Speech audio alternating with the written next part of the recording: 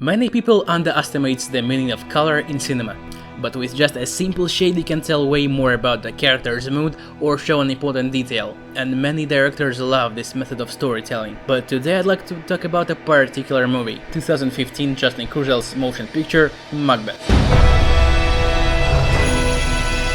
Of course, we cannot talk about Macbeth without mentioning its origins, William Shakespeare tragedy of the same name. The stories have its own specific structure, well, typical for theater plays. You can cut it in acts and scenes, so when in the theater, you can always see those transitions. Decorations are changing, actors are moving, curtain is going up and down. In movies we are used to an often change of locations, characters and time. We don't really pay much attention to teleport from one place to another. This movie tries to follow its source, well, at least it has some rules. So, how should the author split the movie? How to show more, but without spending too much screen time on details. For sure, we cannot use the same things that applies for a theater, but it can be really important for a play. For instance, protagonist character can be very diverse from early acts to later ones. So, how can we transfer that to a big screen? In Macbeth, one of the ways of narration and division is color. And for simplicity, let me tell you everything in the right order. Main color of almost all events is a cold grayish bluish green. Apart from a special color grading, we can see this palette everywhere. This combination not only allows you to make a greater landscape shot,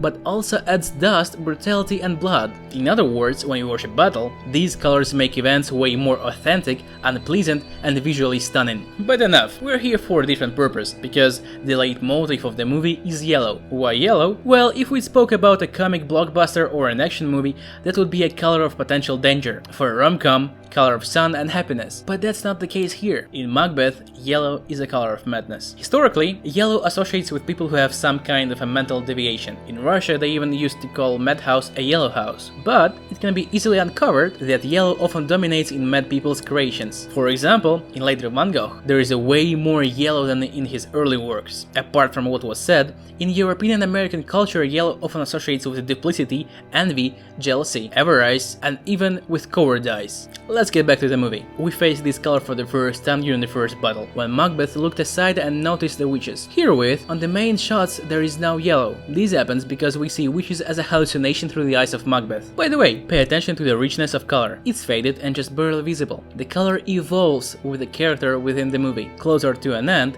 the color becomes stronger and brighter, as well as protagonist's madness. And from this prophecy, the story of self-destruction begins. Also, when we see a dialogue between Macbeth and the witches, we go back to a standard palette, because it's not an apparition, everyone can see those witches. But the story is not only about madness in its classical term. Don't forget about duplicity and cowardice. For example, when Macbeth sees a dead boy, color grading is classical. This happens because we speak not only about insanity, but about the force that creates a tyrant obsessed with power. And this moment, this particular short scene, is the last breach between the old Macbeth and the new one. This is the warning for Macbeth, because after the murder, he won't find peace for his soul anymore. I would even dare to call this boy a Charon of this picture. And as soon as Macbeth commits the greatest sin, Duncan's tent become way more nasty yellow instead of pleasant peachy orange. From an innocent place of sleep, this place becomes a grave for both kings. But for one is a physical grave, while for another, it's mental. Next scene where we can notice some prints of yellow is the feast episode. Macbeth falls into unconsciousness. There is no any yellow smoke or something, but everything still looks like a single insane hallucination, and it has no end,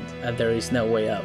But a milestone that indicates a half of the journey appears in a different scene, when Macbeth drinks some liquid from the witches, and here we can see a way stronger yellow. He came here for no healing. He came for an advice on how to remain a king, because well, it's the only thing he cares about. And after the meeting, his first action is a cruel murder of Macduff's family. The last yellow's appearance is not visible, but hearable. Yellow leaf. After that, we meet a new color, red. And red here is not only the final stage of yellow's evolution, but it's a color of hell, personal Macbeth's hell. Because after life, you always have a payoff, especially for a life full of blood and murder. And in this hell, after completely losing his mind, Macbeth burns.